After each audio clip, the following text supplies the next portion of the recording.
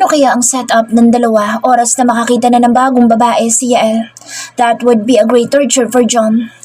Sa ngayon alam niyang halos pareho sila ng landas na dinadaanan ni John. Marahil ay mas masakit pa nga ang sa babae dahil naging magkarelasyon ng dalawa.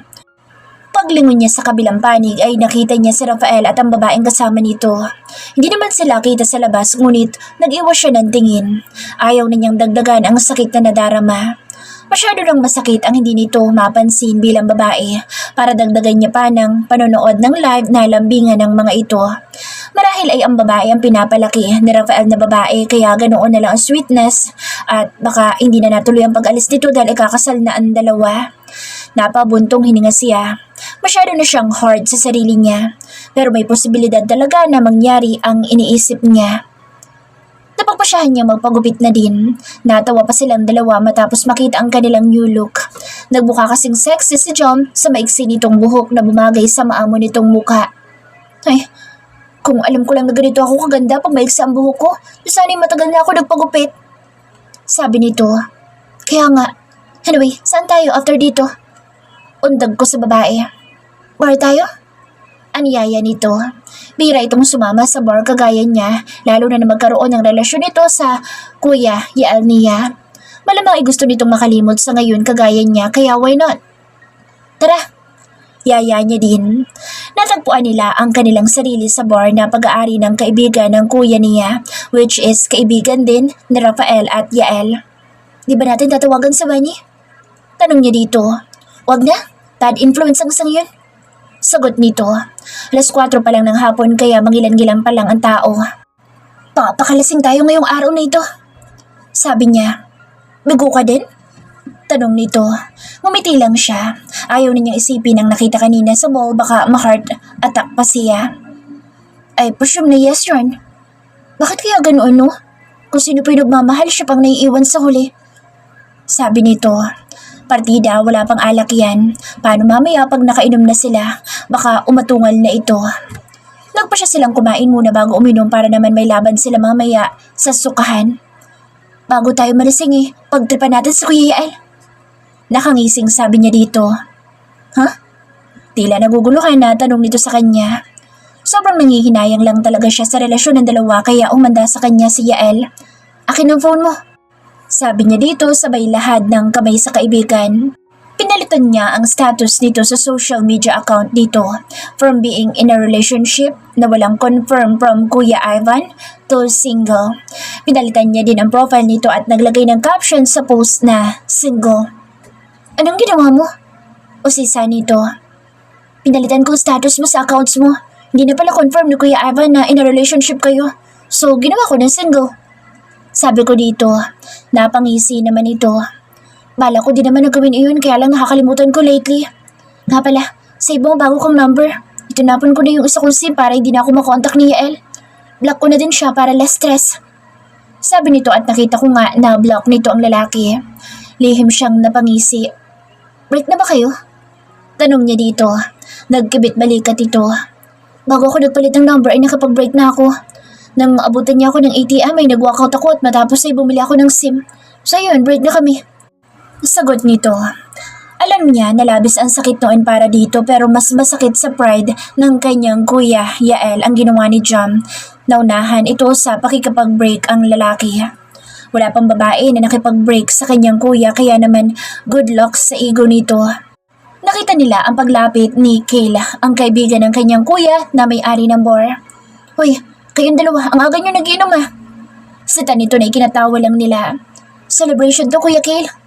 Nakangiting sabi niya. Celebration ng ano? Untag nito sa kanilang dalawa. Independence Day.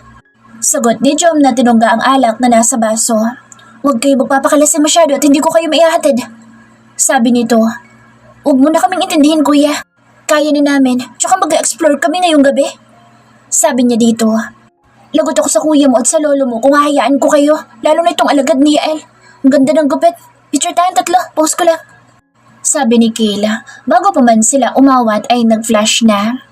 Nang maiwan sila ay nagtuloy-tuloy ang kanilang inuman session na magkaibigan.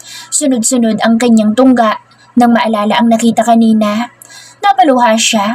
Good thing na tulala din ang kanyang kaharap kaya hindi na po na ang kanyang pag-iyak. Pinunasan niya kaagad ang luha niya. Ang sakit-sakit, best. Maya-maya ay iyak ni John.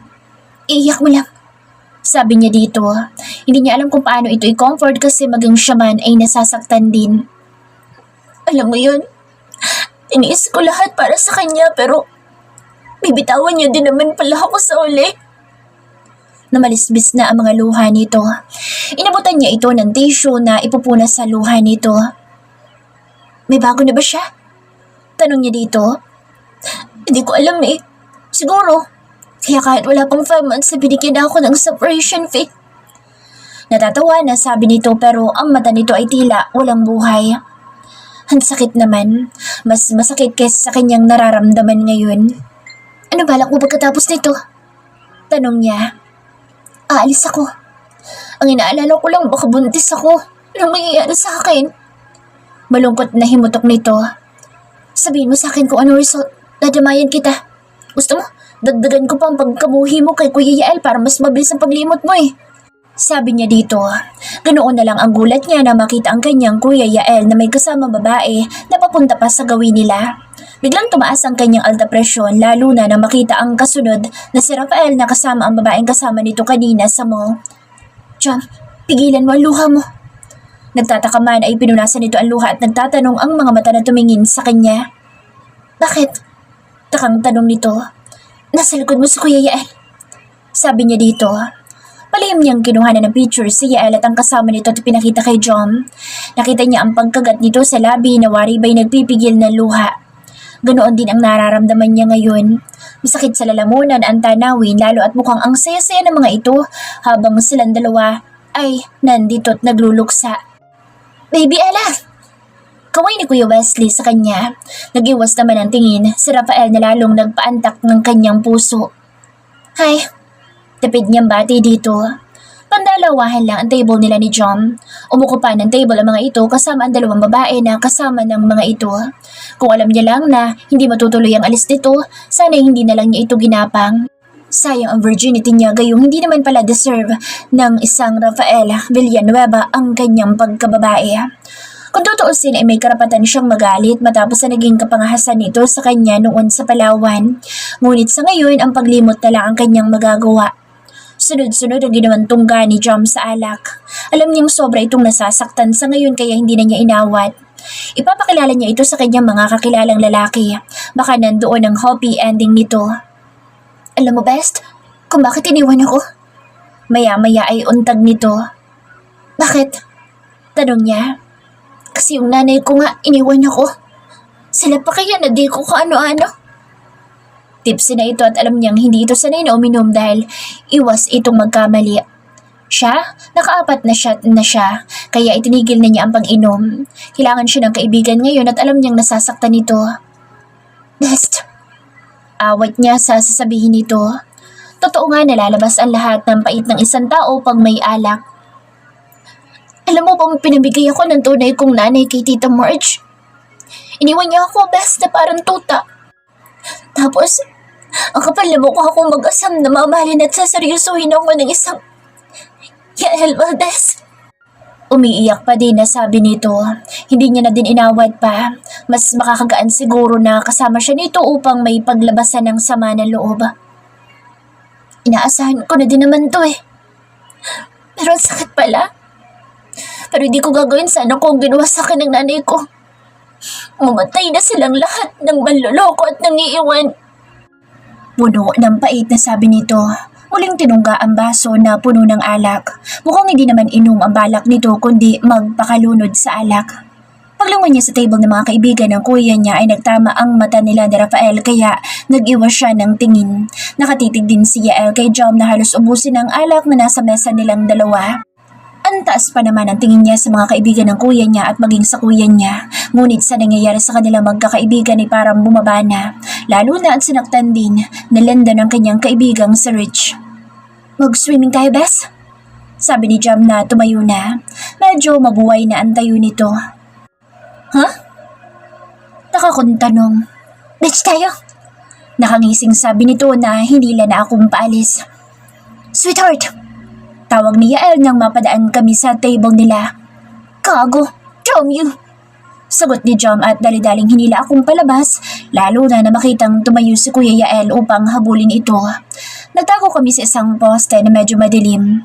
Palingaling nga ang mga ito. Nakasandal si Jom sa poste kaya hindi na siya nangangamba na matumba. Wala na sila, sabi ko. Ngunit paglingon ko ay pabagsak si Jom. Nakatulog na pala sa kalasingan. Agad ko itong hinila upang hindi matumba. Wala na sila, sabi niya dito. Ngunit paglingon niya ay pabagsak na si Jom. Nakatulog na pala ito sa kalasingan. Agad niya itong hinila upang hindi matumba. Isang matipunong bisig ang sumalo dito. Ang kanyang Kuya Yael. Jommet! Dinig niya na mura nito. Kuya Yael! Tanging nasambit niya. Buksan mo ang pinto ng kotse ko, Bebe Ella. Sabi nito na iniabot ang susi ng sasakyan nito. Agad na ipinasok nito ang tulog na ex-girlfriend sa sasakyan nito. Sapad ko na lang kami, kuya, sabi niya. Sige, doon kita ihatid pero hindi ang kaibigan mo. May kasalanan to sa akin. Tiim ang bagang nasabi nito. Kuya, kung hindi mo siya kayang panindigan hanggang sa huli, bitawan mo na lang siya agad para naman makabangon pa siya. She's been a lot, sabi ni Ella sa lalaki ngunit na natiling tahimik lang ito. Nang makarating sila sa gusali kung saan nandoon ang kanyang pad ay bumaba na siya. Tinanaw niya ang papalalim sasakyan ng lalaki. Umaasa siyang magsaseryoso na ang lalaki, lalo na malaki ang posibilidad na mabuntis si Jom.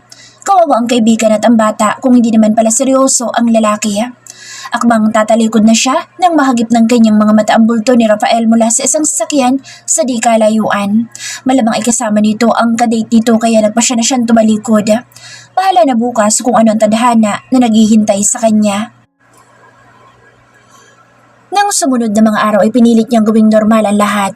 Iniiwasan niya ang mga kaibigan ng kuya niya lalo na ang kuya niya. Hindi na siya halos umuwi sa bahay nila para hindi mag-cruise ang landas nilang tatlo. Si Yael at Rafael. Hawak niya sa kamay ang isang bungkus ng bulaklak na naman. Hindi niya mabilang ang dumarating na bulaklak mula sa isang tumatawag ng baby sa kanya. Hindi niya naiisip na si Rafael ang nagbibigay dahil malamang ay sumalangit na ito kasama ang pinapalaki nito. Napaiktad siya na may umakbay sa kanya. Paglingon niya ay ang kaibigang si Miko pala, ang nag-iisang guy best friend niya. Tulala ka na naman, di na naman nagbigay ng pangalan? Sabi nito na ang tinutukoy ay ang nagbigay ng bulaklak na hawak niya. Oo, ang lakas magpaka-misteryoso nung nagbibigay. Nakanguso niyang sabi. Sabi sa'yo baka sa puno ng baleta nakatira nagbigay. Biro nito na ikinatawan niya. Baliw, tara, libre mo ako, nakakagutom ang magbitbit nito. Sabi niya sabay hawak sa braso nito para hindi na makatakas pa. Grabe pa nga abuso na sa kagwapuhan kung ginagawa mo, Beb. Nasaan ang karapatang tao ko? Ang lakas mo pa naman kumain. Tila ay reklamo nito pero alam niya namang hindi naman ito iindahin ang panlilibre nito sa kanya dahil isa din itong bilyonaryo. Che, kuripot kang masyado. Di mo yan madadala sa hukay, no? Sabi niya dito. Sus, kung sinagot mo kasi ako noon, di sana'y kahit allowance mo ngayon ibibigay ko. Sabi nito. Natawa naman siya sa sinabi nito.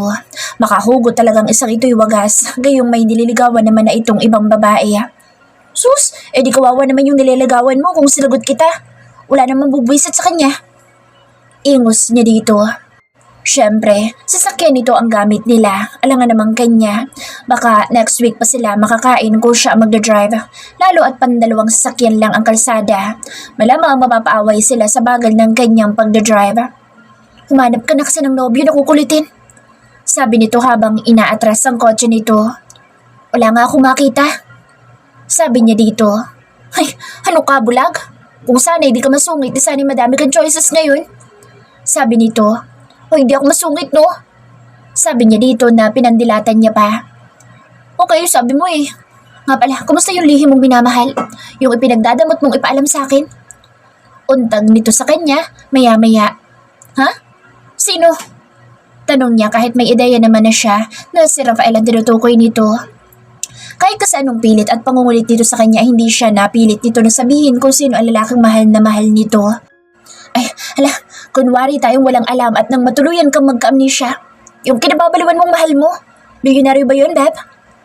Tanong nito. Alam niyang huhulihin at huhulihin siya nito hanggang sa madulas siya at masabi niya kung sino. Secret! Wala na yun, nasa Pluto na. Kalimutan mo na nga ang tungkol doon. Nag-move on na nga ang tao eh. Reklamo niya. Nasa isang restaurant na sila na paborito niyang kainan. Nakita niya sa sulok si Yael at si Rafael. Mukhang may seryosong pinag-uusapan ng dalawa. Nag-iwas siya ng tingin at kunwari ay hindi niya nakita ang dalawa. Gusto niya sanang kumustahin si Jom, ngunit nang tumawag siya sa babae ay umuwi na pala ito sa probinsya. Mukhang for good na ang hiwalayan nito at ni Yael.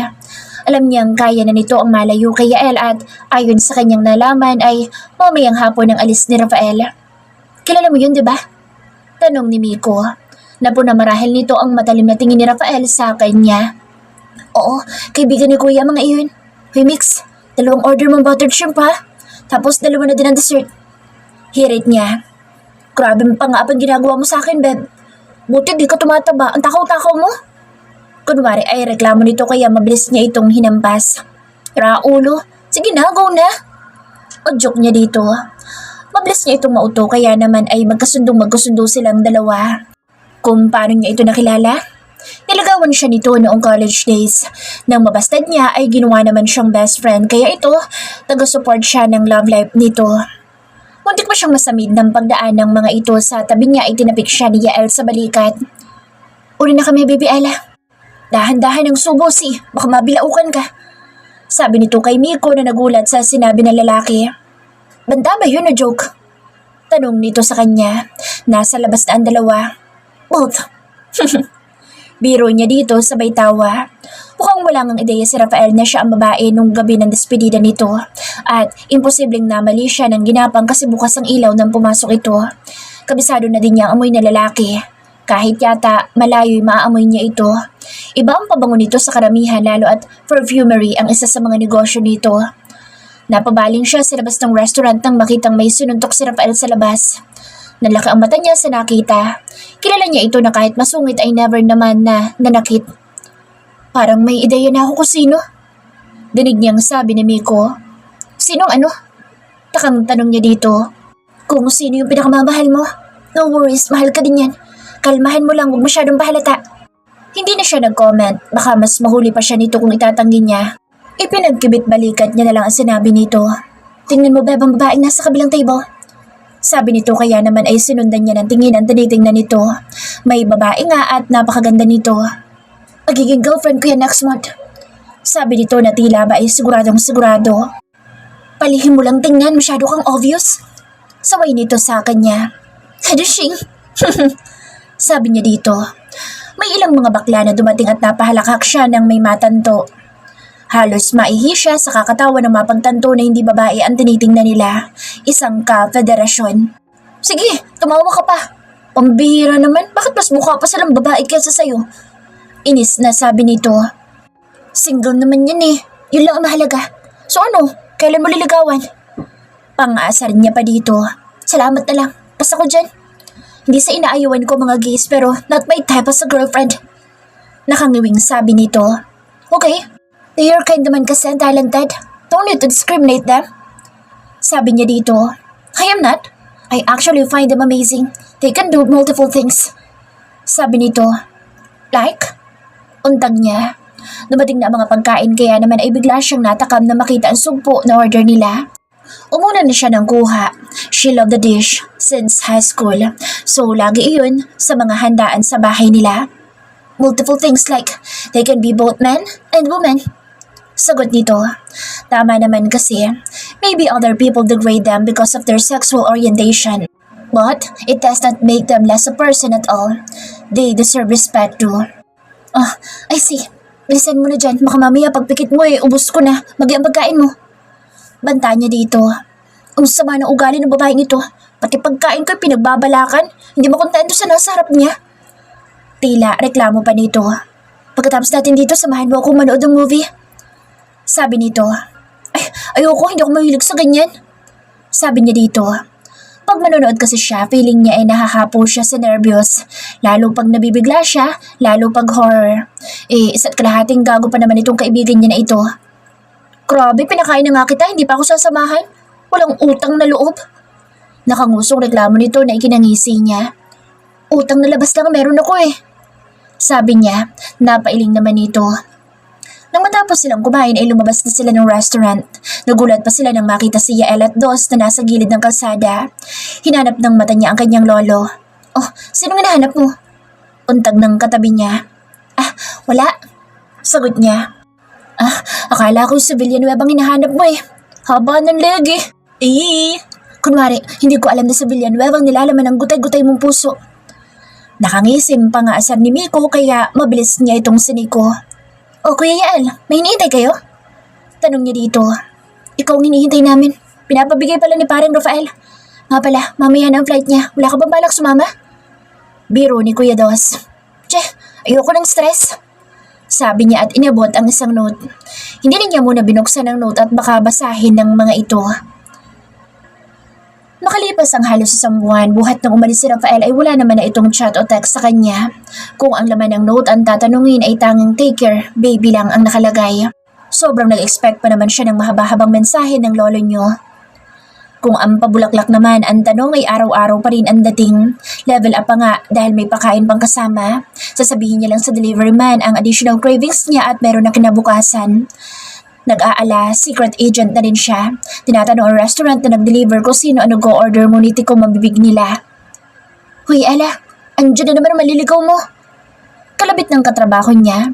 Kung siya freelance at hindi masyadong nakatali sa trabaho, ang mga ito naman ay daily ang trabaho. Sino naman nag-inform dyan na papasok ako? Tanong niya kay Lala. Aba ma at aba pa. Irap nito.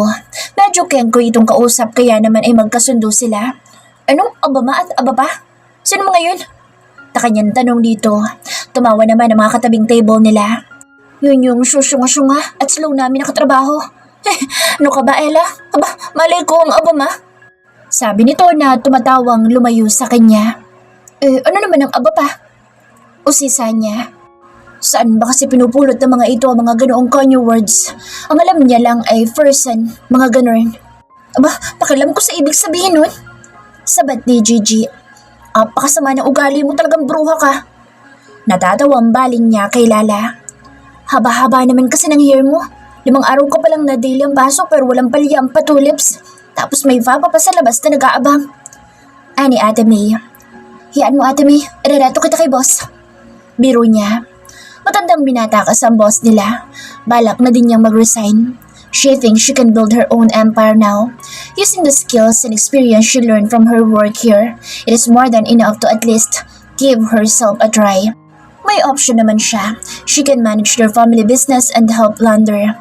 But just what her brother Lyndon did, she want to start her own business.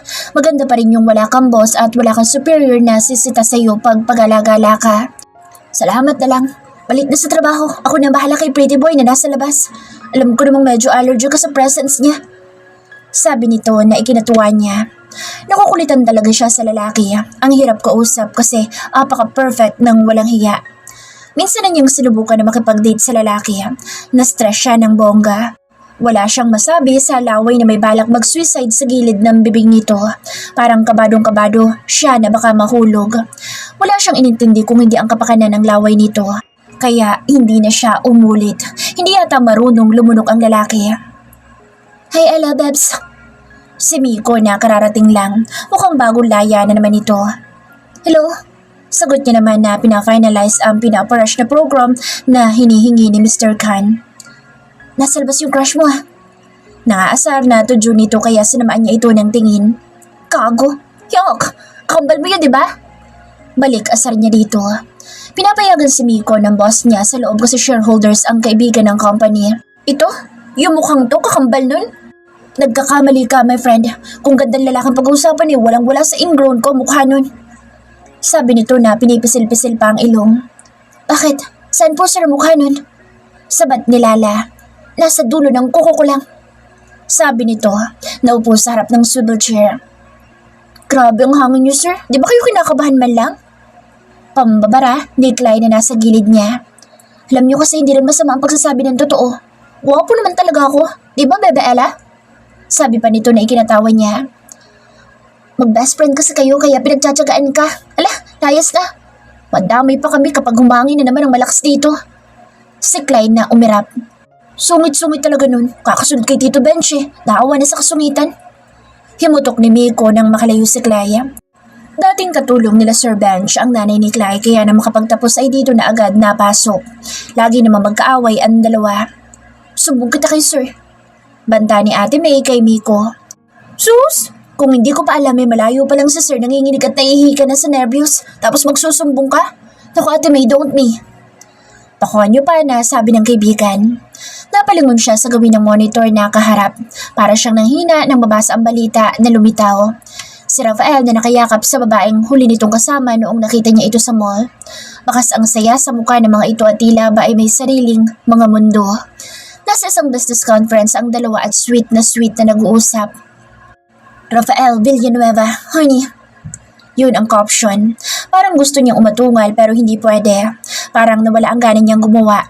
Parang mas masarap na magwalwal maghapon magdamag. Ang sakit pa lang talaga na makitang may iba na siya. Kung naging matapang kaya siyang magtapat sa lalaki, na iba kaya ang takbo ng mga pangyayari sa buhay nila? Aalis pa rin kaya ito?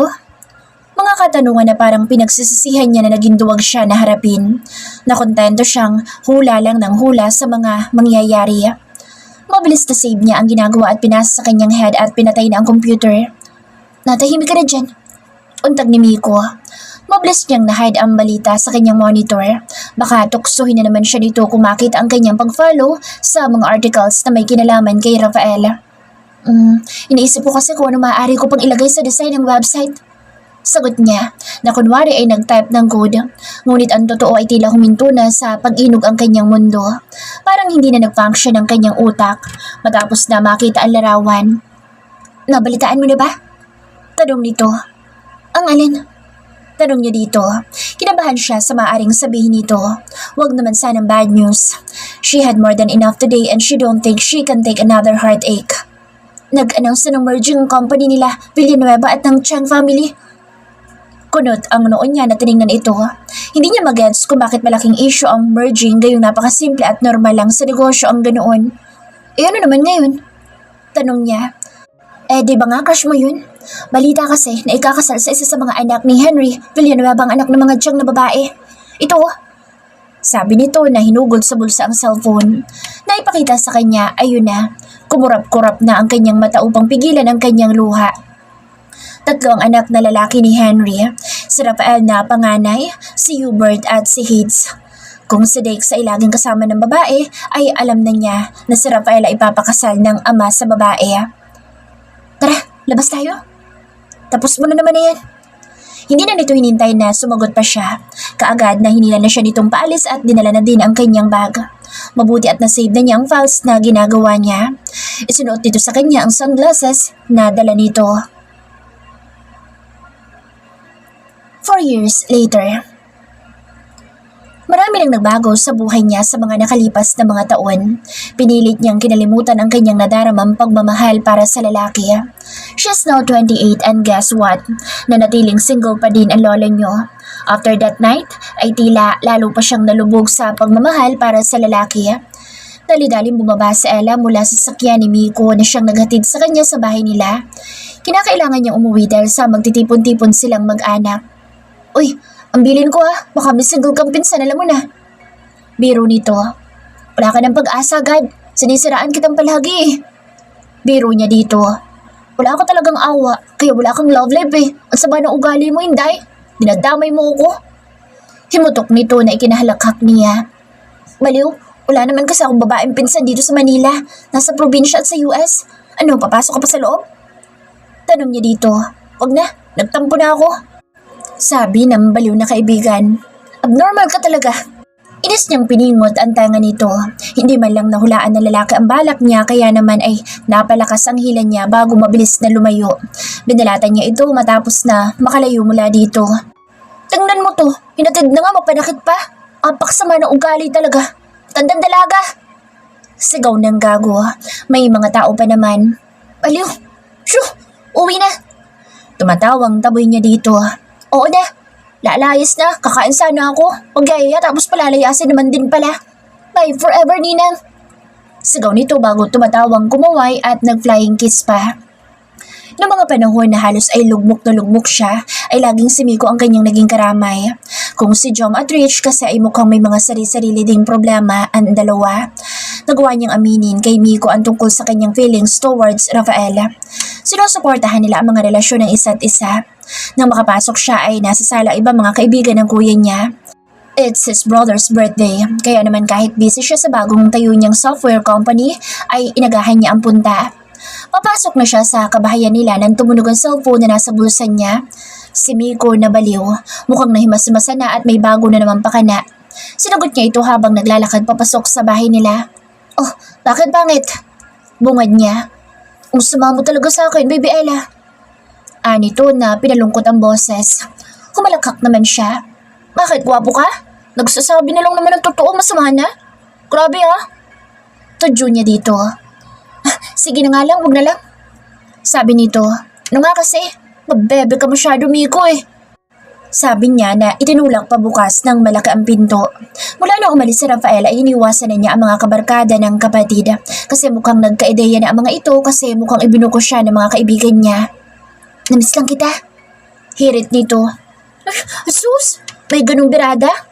So, should I say I miss you too? Ngumisi na naman siya. Normal na sa kanila ang ganoong senaryo. Dapat ganyan ka kaswit sa akin. Date mo nga ako. Ungot nito. Abay magaling. Ba't ako? Ako pa talagang ide-date mo? Sige, pag-isipan ko yan. Panggagatong niya sa panlalandi nito. Paglangon niya, ganoon na lang ang panlalaki ng mga mata niya. Nasa likod ang mga barkada ng kuya niya. Muntik niya pang mabitawan ng cellphone and take note. Complete attendance. Ay, sorry. Maingi ata ako. Nakangiwi at ngiti niya. Dahan-dahan niyang pinatay ang tawag kahit naririnig niya pa ang pagsasalita ni Miko.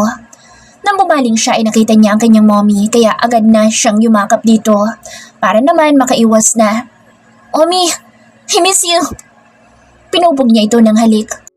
Ay naku Ella, matanda ka na, ganyan ka pa din eh. Kung nagnonobyo ka na, di sana hindi kami niyayakap at nilalambing mo. Litaan niya ng kanyang mommy. Sige mommy, naghahanap na po ako. Biro niya sabay kuha ng tinapay na nasa tray at kumagat. Namilog ang mata niya. It's mommy. Pwede na kayong gumawa uli ni daddy na baby. Pang-aasar niya dito. At nang akmang kukuritin siya ng kanyang mommy ay dali-dali siyang tumakbo paakyat. Dinig niya pa ang tawa nila.